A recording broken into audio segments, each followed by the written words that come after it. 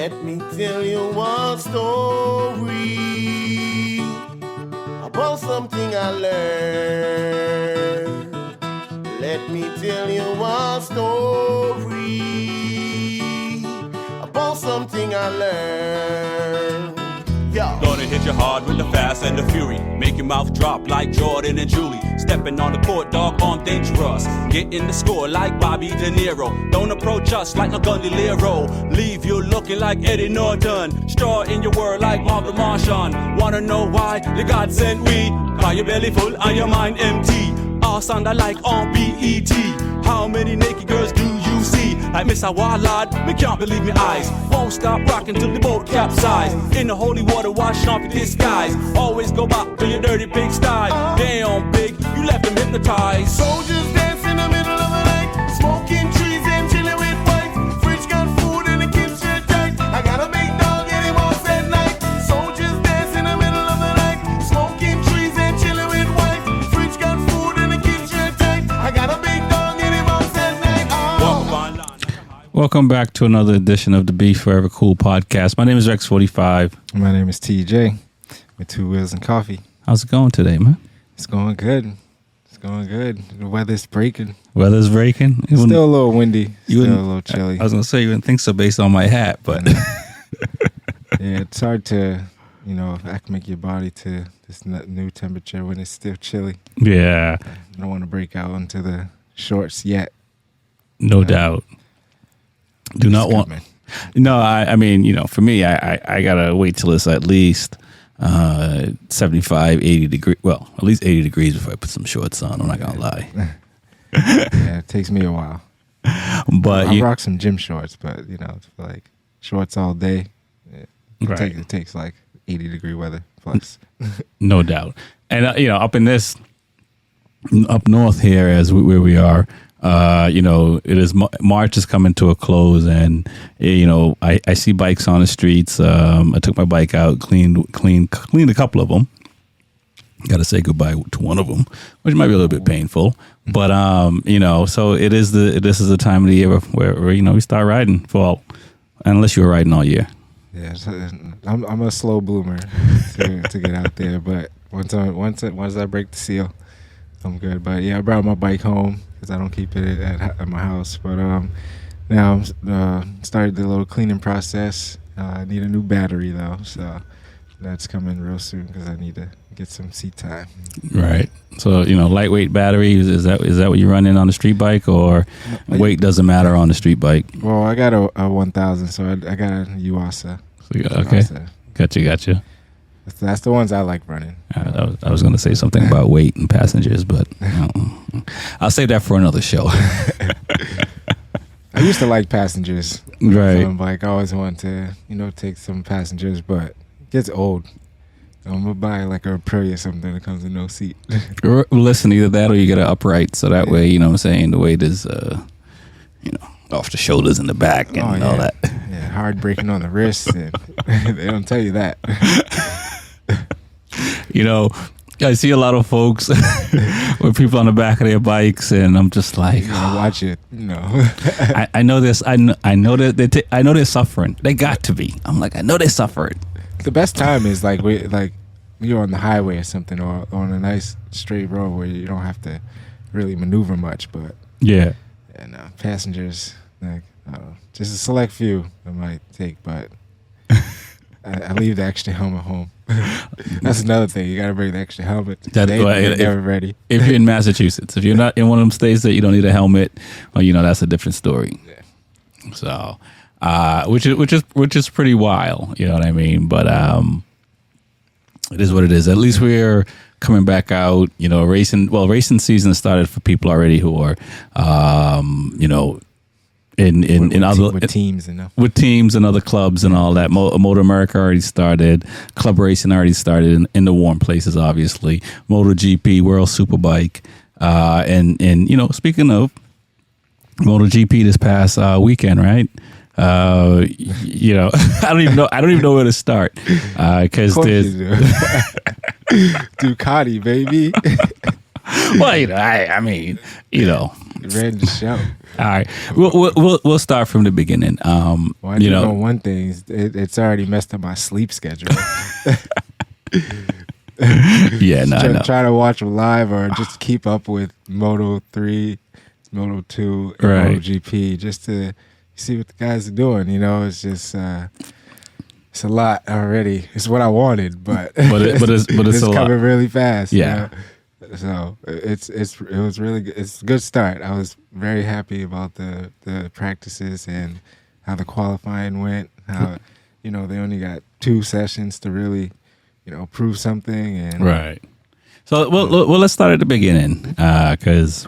Well, I wouldn't say the beginning, but let's start with, Polo Spargo crashing and, having that red flag and that's, there was a lot of big crashes, but that one was, I'm a big fan of Polo Spargo, so I do wish him the best. I'm glad that, he's conscious and hope so forth and, speedy recovery and all that.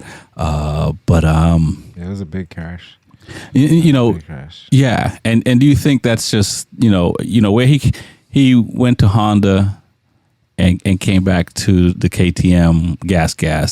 Do you think that that's just a rider mistake or just maybe a setting on a bike or just dumb luck? I mean, I don't know how long it takes to adjust to a new type of bike. I know everything for is some people different. Years. So I don't know how much testing he put in or how many laps he put in before this race, but I know you do have to adjust to a new bike. Right. So, yeah. You do have to adjust. But again, he left KTM and went to Honda for 2 years. This track so is he's awesome. been off the bike for a couple of years. So it's not like Miller going to KTM for the first time. It's, he's familiar with the bike. So he's going back to the bike, although I'm sure it's a different bike than when he left after Danny Pedrosa came through and put some little bit of seasoning and spices on that bike. But, it's like me going from Suzuki to Yamaha, then I jump back on a Suzuki, but it's a newer type. Right. I'm still familiar because, I've been on it before. Yeah. So that could be a good thing. But, that track is to me is a roller coaster. That's what they're calling it. That's the nickname. It's a dangerous track because it's really fast corners. That downhill off of turn 1. I don't know if you saw the helicopter shot of the downhill. I don't know if it was helicopter or drone, or they just zoomed in on it because it gave you really overhead of the drop of turn going into turn 1. It's steep. Wow. Like a waterfall, like this. And I've always said that like Daytona doesn't, like the banks at Daytona on TV doesn't give it justice like when you're seeing it. And that's, I gotta assume that's the same for Portimao because after seeing that shot from that, it's a huge drop. And they don't have just that one. It's like maybe 3 or 4 turns that are drop. Even in the last corner going onto the straight, it's a drop, but it's a left turn. So you're like, I don't know, they're flying. Definitely flying. So it's very dangerous. A lot of crashes. Even Jorge Martin, I think, crashed there 2 years ago, where he broke like 8 bones or 9 bones or something like that, and he was out for a while. But yeah, I'm glad that Polo's okay because they were helping him for a while. Definitely. Yeah, no, and it's tough for Leish, right? Because that's your brother, and then you still have to focus on your job, but you want to make sure he's okay. And situations like that, it's harder to, I assume, to get information than, because again, as a doctor, I can't say I'm not a doctor, but they want to give information that's consistent, so they don't want to just make you feel good. So it is a waiting game, so they can assess you and make sure you're okay. But I don't know if he's done for the season, but it sounds like he's going to be out for a little bit. Yeah, once I'm sure that they said he was conscious, I'm sure at least everybody, got a sigh of relief, but I'm sure that helped him a lot to at least participate and be a contender. Right. And I do appreciate that MotoGP didn't show where he got jacked up. They only showed a portion of the crash, but once the bike and him were off the pavement, they didn't show that. There's a lot of other outlets that show things on television that doesn't really need to be seen. So I do. and once upon a time, MotoGP used to show the crashes. So I'm not saying, I'm not pretending like they never did, but I'm glad that they're not doing that stuff because, I don't want to see it. It's not, when you're jacked up, you're jacked up. I've been jacked up, so, Like I said, this was really early. Oh yeah, this was in the practice sessions. Yeah, the practice sessions. So like, having so much fun watching and haven't seen anything like this. So it kind of like put you in check real quick. Because when they threw out the red flag, you was like, "What's going on?" And because there was a red flag that they threw out. Yeah, it was, because the technical problems or something like that. No, they right earlier, yeah, because they lost power. Yeah, they lost power. But I was gonna say before the crash, it was Oliveira, right? He crashed, and Fernandez crashed right before that. So it was a little bit of confusion as far as what was on screen in the beginning. With him, but at the end, we knew what it was, and they worked on. To me, it seemed like it was a while. Yeah, you know what I'm saying. Before he even got transported, from where the crash happened, much less to when he left from the medical facility to go to the hospital. That did seem like a while. So I did want to talk about. Let's talk about the races because there's a lot to cover. But we can talk. There's a lot of practice sessions between all the three classes.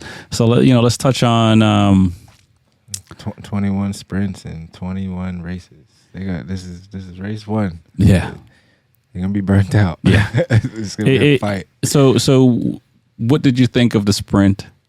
What did you think? I thought it was really good. I mean, it was the first one to see, so it's like, it's good to watch, to see who will go out sprinting, basically.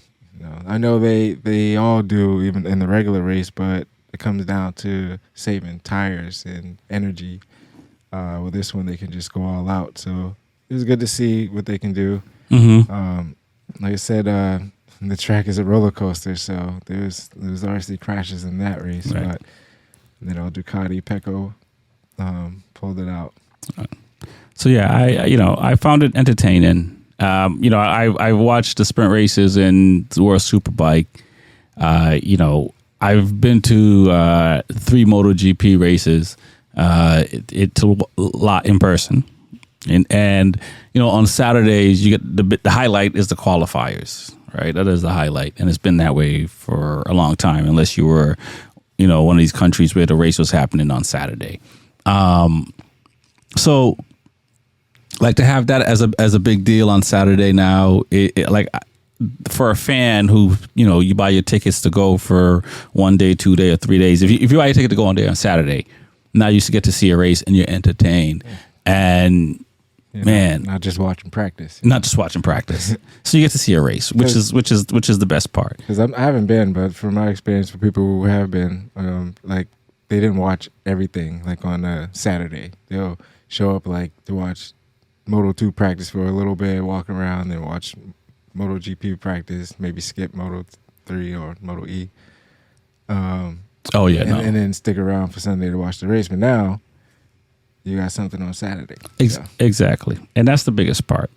So I thought that was a good idea. I wasn't quite sure how it, what it would look like, but after seeing it and man, those guys are moving, right? Yeah, but I'm like, oh, this is great. Wake up Sunday and I'm like, wow, there's 3 more races.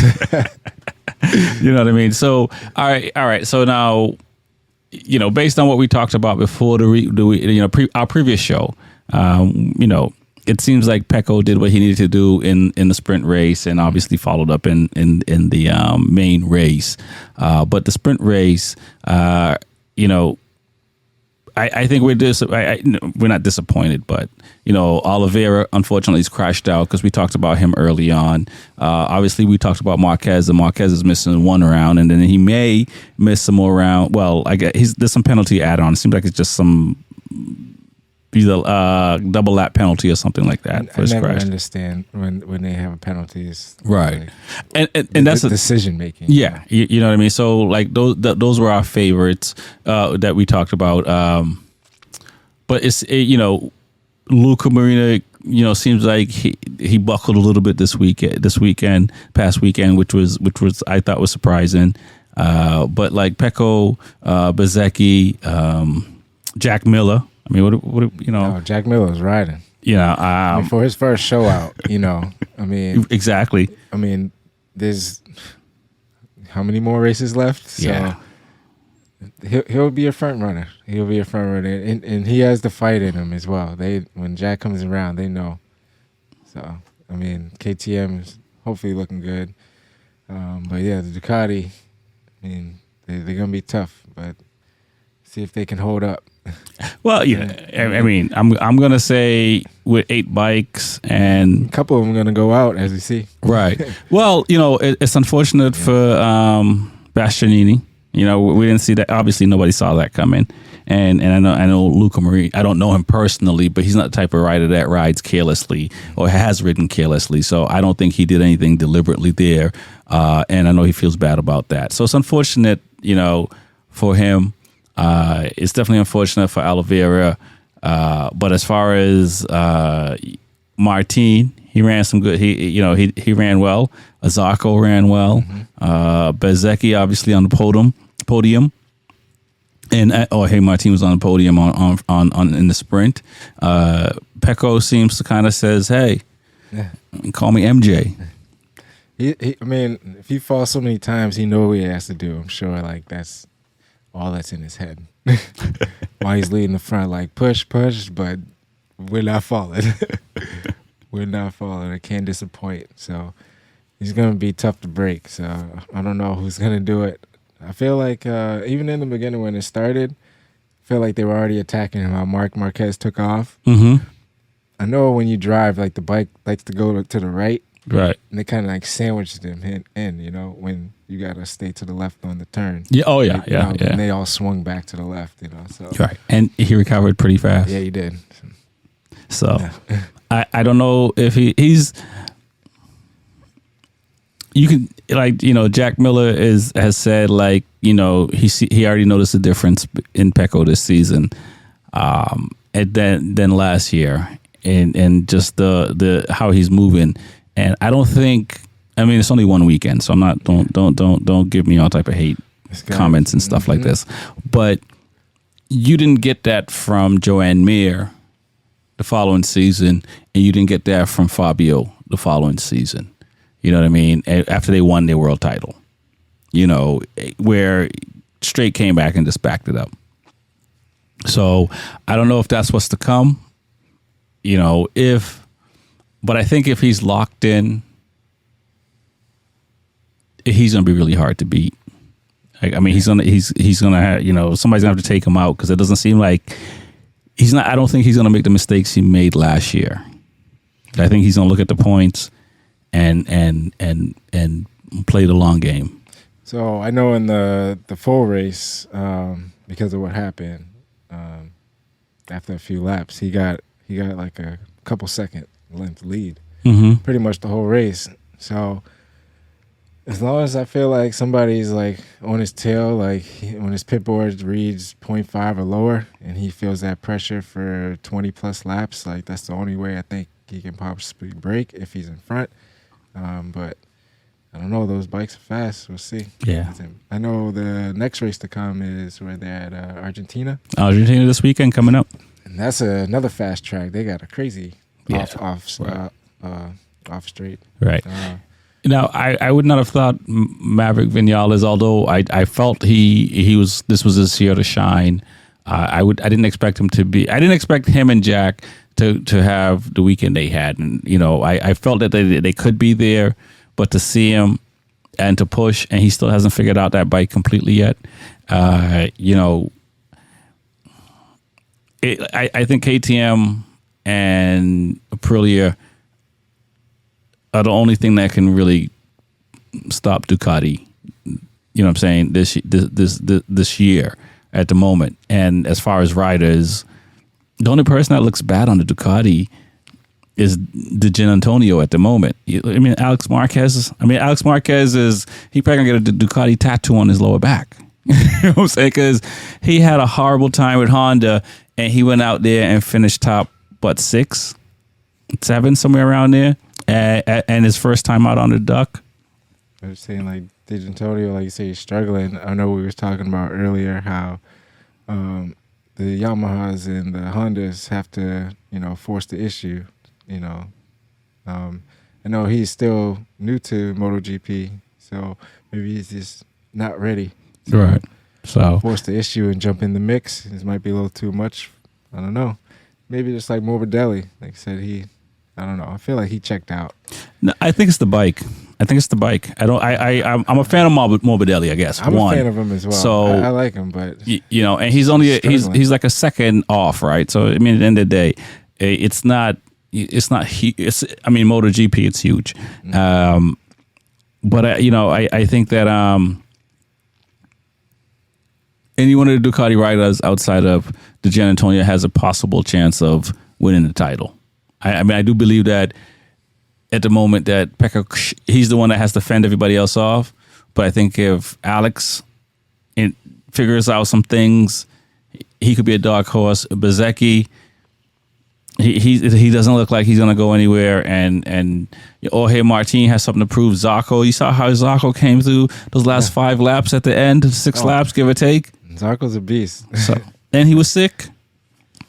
Yeah. So I say that to say that, yes, KTM and Aprilia has to fight off the Ducatis, but it's like they got to fight off 7 bikes, 7 riders. Yeah, that's going to be tough. I mean, we'll see. This is another test. That's why I miss Suzuki. 'Cause, I mean, they can prove that they can win. Yeah. And, I mean, as we go on to the next race, Alex Rins was on the podium with the Suzuki. Yeah. So, I don't know. We'll see what he can do with the Honda. They didn't do too. I'm sure either rider would prefer to finish further up, and it's their first weekend. I think that Rins will. I think they'll figure it out, but the bike has to be figured out. I don't think it's the riders that need to. There's an instance where the bike needs to get better, and that's just the bottom line. I don't think it's a matter of a rider trying to figure out the bike. You know what I'm saying? I think it's the bike just has to get better, and I'm a fan of all the MotoGP riders. Don't get me wrong. I don't, I'm not sitting here and saying I'm not a fan of all of them. I'm a fan of all of them. So I do want only one rider can win, but when you're on an inferior machine and you got the skill set, that's the hardest. And especially, I mean, I don't want to make it sound like this, and you're not a journeyman. You know what I'm saying? If you're a Marc Marquez or one of these elite riders, you don't want to be the guy that sort out the bike. You want to be on a bike that you can win. I mean, they also got one less session, so I'd say it hurt a little bit. I probably, I don't, you know what I mean? I probably, because they do a lot of testing of equipment and stuff like that. And, unless you're a new rider or you're a new manufacturer at a new track, there's some data out there. And I think that, these riders are just quicker. I mean, what was the 4th session for last year anyway? They by practice 3. Yeah, it was like race simulation, right? They were doing and stuff like that. So that's why it's kind of they cut down, practice 3 and they got rid of FP4, and these riders, I'm sure they're having more fun with the sprint race because they don't have to worry about tires and none of that. You remember when you was a kid, when you was like, when you go to a league and you join a league, and right? They're like, oh, we got to practice first. We got to make the team, and we practice for a week. We're like, yo, let's just play. Yeah, exactly. Like for instance, basketball, like, we practice for the first week, barely scrimmage, we're just doing drills, and like, man, I just want to play a game. Right, no doubt. More games, the better. Yep. So let's talk about this weekend, Argentina. One of my favorite tracks, although I've only played it on a video game and I've never been there. But I hope to go there. Alicia Spargo won it last year on the Aprilia. So I assume the Aprilia should be up front this year. Any predictions? I mean, like I said, the Ducatis are strong. There's 8 of them. So that's I would love to ride that track at some point in my life because that's one of my favorite tracks. It's probably my favorite track on the MotoGP calendar. You know what I mean? Like, I think Alicia is going to be Probably defending. I think he's going to be on the podium again. I think Portimao threw them off because it's like never the first race. Yeah, no, that was the first. Yeah, no, in a while. And Argentina is always the second. Yeah. So we'll see. We'll see. I mean, like I said, Pecco got 5th last year. And Alex Rins was on the podium as well, along with the Leish. It's going to be. I think Aprilia is going to be up there, and I'm hoping KTM. Yeah, well, listen, I have 3 of them at the moment. So they're gonna be in the draft, man, and keep in tow. Well, I'm rooting for Miller, so I guess Brad Brenda is very strong towards the end of races. For some reason, like he improves. Yeah. So I'm gonna say Pecco. Because it's the way he's riding right now. Everybody else got to beat him. Yeah. So it's not a bad choice. No, you know what I'm saying. And then I'm gonna say for the sprint. For both. Okay. Yeah, for both. At this point, for both. So but I think Bezzecchi's hungry. Vinales is hungry. Or Martin. Jesus, it's the same names. I mean, they're all hungry, but you need the machine. I don't think Martin's racing this race because I think he's hurt. Did he get hurt? I think he got a hurt toe or something. Okay. Yeah. So no Martin then. Well, then if there's no Martin, then I think Luca is going to bounce back. So look for him to shine. I'm going to throw Miller out there because like he's there. Brad is going to follow Miller because Brad took Miller's setup. But it's another thing. I'm just like, if I'm Brad Miller, I'm like, yeah, I can't see Brad. Yeah, I can't see Jack in front of me. Right. Like I know we're teammates, but I've been with KTM. But so I think that I expect to see those KTMs. I don't know. Fernandez did all right. Obviously, Pole is out. The other Fernandez under Aprilia did all right for his second year. So I think they're loving it. I don't think. Well, Oliveira's out. So Marc Marquez is out. So yeah, I mean, it's Ducati, Vinales, Aleix. And like so it's like 11 riders. Like 11 riders, so give or take. KTM got a shot. Yeah, but I'll say both because I think for Brad, he was looking for the setup he can ride and the fact that he can keep up with Miller. And this is the first time that you saw 2 KTMs running up front like that. Usually it's Rain and it's one of them. Sorry, I hate to say it like that, but usually it's Rain. Except for when Oliveira won at Portimao when he first came. But outside of that, it's been so the fact that I think Brad is gonna Ducati figured out something in riders collaborate instead of beefing with one another, and I believe that Jack would bring that to KTM, and instead of having a wall, we're working together because that's the best way. Right, because again, that is the way. Star Wars, right? It is the way. So you know what I mean. So I think, and you saw that because here's the thing with Ducati: when Lorenzo rode with them, it took them till the end of the season to finally listen to Lorenzo, and when they did, he was on the podium. Maybe not the end of the season, maybe the middle of the season, and when he won at actually it was middle because he won at Mugello.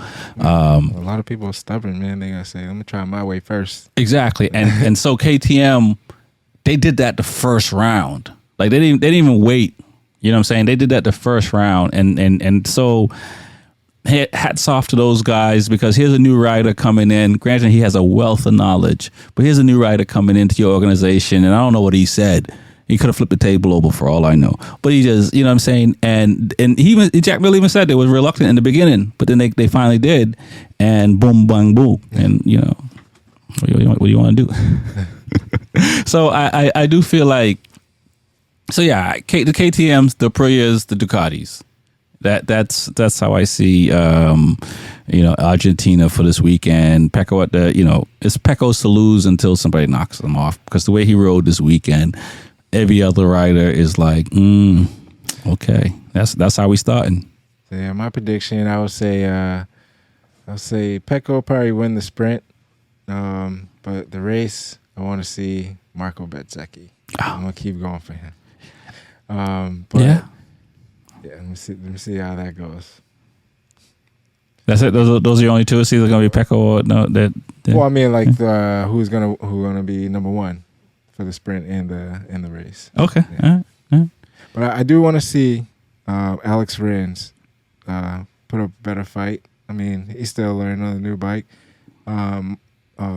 Joan Mir didn't finish the last race. Yeah. So I want to see how he would compete, knowing that Marquez is not there. So I'm sure Honda needed those points. Right. So I'm sure he needs to perform well. So I'm sure they're in his head right now. Like, yeah, we need you to be on podium. So that'll be a good sight to see if he's in the top as well. Right. Now, we ain't talk much about, we're going to wrap up soon, but we didn't talk much about Moto 2 or Moto 3. But Acosta did what Pecco did, right? Oh, man. And he did it on a different level. And I'm such a fan of He's an amazing rider. Aaron Canet. Such a fan of Aaron Canet. That's my guy. You know what I'm saying? Such a fan. And he's the only person that challenged Acosta. Pedro Acosta. Yeah. I'm glad Canet finished. Yeah, I know. Those last few laps, I was worried. I was like, is he gonna crash? We're just saying, just take the points, man. Yeah. Just second place. Yeah. So it's a long season. But yeah, I want Canet to win the year. I do. I know you root for Acosta. No, he's right now. He's the man. Yeah, he's 17 years old, and he's like, what you want to do? I'm just like, when he came in as a rookie in Moto 3, it was just something that we haven't seen since Marc Marquez. And last year, it was he broke himself up in the beginning and stuff like that, and so it wasn't the year like he did coming in, but this year, like legit, like just right, he's stepping on their chest. And Aaron Canet try. Who else is there? I'm a fan of Lopez. I'm a fan of Fernandez. I'm a fan of a lot of those riders, but yeah, I mean, it's gonna be tough. We're gonna see Agora. I don't know if he's back yet. No, he's not back yet. Yeah, he's not back yet. So it's another person who can put in a challenge. That's probably who can put in the challenges. Agora. Lopez should have been able to, but Gonzalez, we'll see. I mean, this is only the first round. Viete, but right now, I'm gonna say, he's just put people on notice. You know what I'm saying? And he's 17, so it's not even like I've been in this for a long time. I've been in the game. No, he just like pole. Let's see. First place. Yeah, it's gonna be challenging. I'm not sure who won Moto 2 last year at Argentina, but I'm sure the same front runners will be up there because the bikes are the same. But it's the rider. It's the rider. So yeah, I suspect a healthy. I don't know. I mean, I'm gonna say. It's tricky because, like I said, it was shocking watching the Portimao race because all the other riders, no one really stood out but Aaron Canet. So I got to say Aaron Canet or Pedro Acosta. Yeah. If Iaguro is back, but he's coming back from a hand injury, so I don't know if I don't know if he's going to be up top. Lowles, some of these guys had late pushes in the end, but We'll see. I can't wait for the weekend to come. It's like when sports, like I say NBA, when there's your favorite team's playing back to back, you're like, I get to watch them tonight, and they on tomorrow too. Yeah. With MotoGP, it's back to back weekends. I know. That's because like World Superbike is not coming back till the end of like April. I'm just like, it was too long. It was like 2 races back to back, and then like a month and a half off. It's like a long distance relationship. Stop it, World Superbike. We need more rounds. Come to America. Go to Florida or California. Back-to-back weekends. Back to back. Now in Moto 3, Your guy Anchu. I think he got a Munoz. penalty or something like that. He started from the Oh well, lead. Munoz is coming back this round to fill in for a rider. So I'm excited to see Andre Munoz back. Was it Masia? German Masia. He was fighting towards the end. There are a lot of new riders that in Moto 3 that stepped up. Olgado. I'm still getting a feel for everybody out there. It's kind of one of those things where I don't know if there are a lot of young riders that are like in the top 10 where you got guys like Masia who's been it for a while. There's a couple other riders that their names don't come to me right now that's been in it for a while in Moto 3, and it's just kind of like they're like 25, so some guys are going to start to age out like McPhee did last year, and there are a lot of young riders, the Brazilian, so young riders seem to be taking over Moto 3. If you look at MotoGP, Marc Marquez and Jack Miller might be the two oldest riders in MotoGP right now. So you're definitely seeing. Alicia's up there too. Yeah, Alicia's up there too. Yeah. Alicia's probably the oldest, and probably his brother Paul's up there too. But these guys are like 28 plus. Zarco's up there as well. Yeah. You know what I mean? So, there are a lot of young talented riders that are stepping up this year. So. It's hard for me to. I just gotta feel it out. There's a few riders that pay attention to, like you said, Anchu, try to see what he can do out there.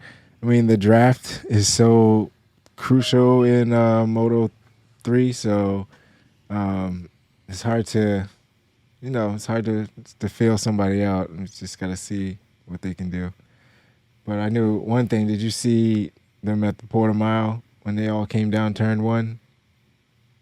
How all the bikes, Moto 3 came like 7 and 8, full speed down the hill, and they all went left to right, all stayed together, which is pretty amazing. Yeah, that turned pretty sharp. So, but yeah, it's crazy how they all stay together as a pack, and the bikes are maybe like I don't even know how much they weigh, like 250 pounds.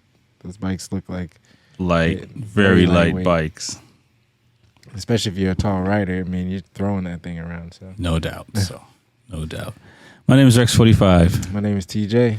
We'll be back next week to talk about more MotoGP, more motorcycle racing. Check us out on all the platforms, the Spotify's, the Amazon. Subscribe on YouTube. Hit the subscribe button. Hit the like button. Instagram. Shout out to the sponsors. We appreciate it. My name is Rex45. Right, say peace. Peace.